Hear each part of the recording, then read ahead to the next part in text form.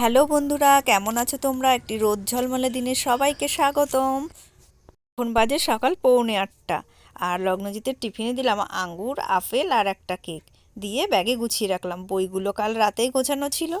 আর ও স্কুলে যাওয়ার আগে একটা রুটি খেয়ে নিল। কালকের একটু তরকারি ছিল, সেটা দিয়েই ও রুটিটা খেয়ে নিল।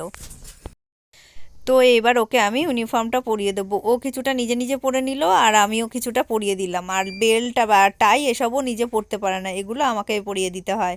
আর মোজাটা ও নিজে পরে নেয়, কিন্তু দেরি হয় বলে আমাকেও মোজাটা পরিয়ে দিতে হয়, কারণ লাস্টের দিকে টাইমটা অনেক কম থাকে।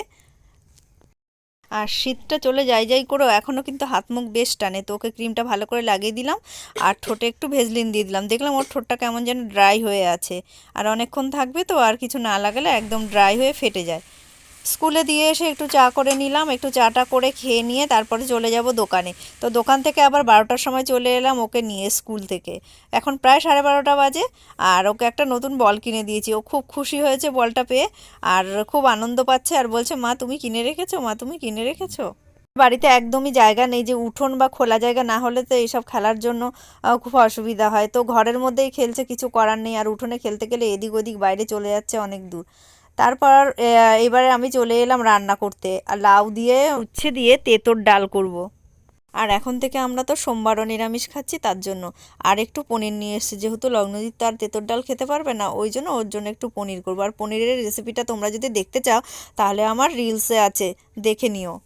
তো দুপুরবেলার দিকটা কিন্তু বেশ গরম পড়তে থাকে, মনে হয় যেন পাখাটা চালাই, কিন্তু এখনও পাখা চালানো শুরু করিনি, কারণ পাখা চালালেই না সর্দি কাশিটা আবার বাড়তে থাকবে। এমনিতেই লগ্নজিতের বেশ কয়েকদিন ধরে সর্দিটা লেগে আছে, সারছে না। তো ওটা নিয়ে একটু টেনশনও আছি, অনেক দিন হয়ে গেল সর্দিটা সারছে না। কাশিটা অনেকটা কন্ট্রোলে চলে এসেছে, কিন্তু সর্দিটা কিন্তু এখনও রয়েছে। আর এই সিজন চেঞ্জের সময়গুলো বাচ্চাদের নিয়ে বড় সমস্যা হয়ে দাঁড়ায়। এইদিকে পরীক্ষার সময় চলে এসছে, ওদের ফার্স্ট ইউনিট টেস্ট।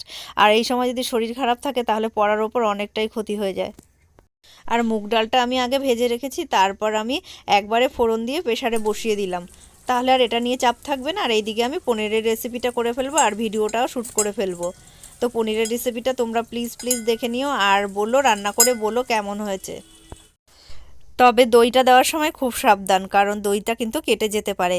তার জন্য গ্যাসের ফ্লেমটা কিন্তু একদম কমিয়ে দিতে হবে, তাহলে আর দইটা কাটবে না। খেতে দারুণ টেস্ট হয়েছিল, লগ্নজিতের খুব খুব পছন্দ হয়েছে। আর এই রকম রেসিপি তোমরাও করে খাও আর বলো যে কেমন হয়েছে। তো আজকের ব্লগটা এখানেই শেষ করছি। তোমরা সবাই খুব ভালো থেকো। যারা ইউটিউব থেকে দেখলেন তারা প্লিজ সাবস্ক্রাইব করে দেবেন, আর যারা ফেসবুক থেকে দেখলেন তারা ফলো করে আমার পাশে থাকবেন।